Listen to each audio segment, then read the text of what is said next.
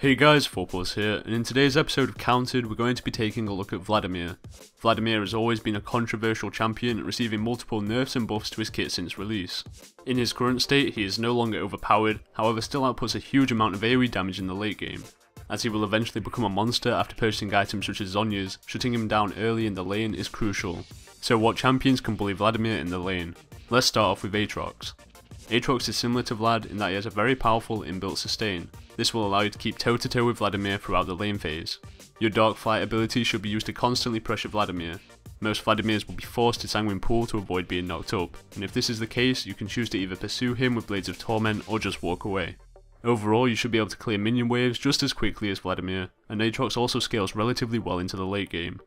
As for Darius, in this lane you should always be aggressive and abuse your early advantage. Vladimir should be worried about being caught in your Apprehend or clipped by your Decimate abilities. You should easily establish lane control, so push that advantage to deny Vladimir experience and creep score.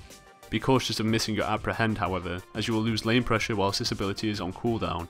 Otherwise, consider picking up some magic resistance items, in example Hex Drinker, to aid with Vladimir's poke. Next up is Jarvan, who is usually not picked for top lane, however this lane allows him to snowball early and shut down the enemy Vlad. Your Demacian standard and Dragon Strike combo is longer range than Vladimir's spells and auto attacks. This means that you'll always be able to close the gap on Vladimir and force him into trades that he should lose. Another cool trick with this matchup is Vladimir has no natural escape for Cataclysm. This allows for a lot of kill potential at level 6, as you'll make him decide if he wants to flash away or fight you to the death. A good Rengar player will more than frustrate your foe. Maintain brush control and use it to last hit minions or jump onto Vladimir if he's silly enough to come into range. There is nothing that Vladimir can do in the early game against Rengar, as Savagery will chunk down his health, on top of Boulder Strike allowing you to stick onto him for extra auto attacks.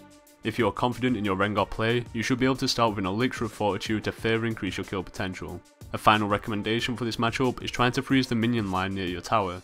By doing this you can sit in your brush and completely zone Vladimir, further pushing your advantage and shutting him down. As Riven you'll be able to play similar to Darius as the lane bully. Since Vladimir is relatively a short ranged mage, you should find ease in closing the distance with either Broken Wings or Valor. Weave in some additional auto attacks and the lane should be yours. When you force Vladimir to use his Sanguine Pool, he'll be vulnerable for about 25 seconds or so, and this is your best moment to look for that kill opportunity. Otherwise, be careful of his Sanguine Pool being used to dodge your Wind Slash, and you should be fine. And finally we get to Xin Zhao. Upon reaching level 2, you can begin to pressure Vladimir after taking a point in free Talon Strike and Audacious Charge.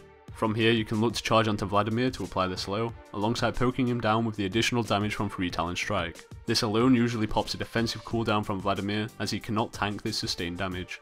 Throughout the lane phase you can continuously force Vladimir into these trades, as your Audacious Charge is equal to Vladimir's transfusion and auto attack range. Similar to Riven, be careful of missing your ultimate Crescent Sweep due to Vladimir using his Sanguine Pool. However, note that this ability is rather devastating if used correctly. Vladimir lacks a quick repositional skill, thus if he's knocked into your team, he'll be stuck and forced to flash or fight. My general tip for dealing with Vladimir is to force his Sanguine Pool. When he uses this ability, two good things will happen. First of all, by casting this ability, he loses 20% of his current health. To put that into an example, as in if you charge onto Vladimir and he responds by pooling, you've effectively dealt a nice bit of damage and won a trade.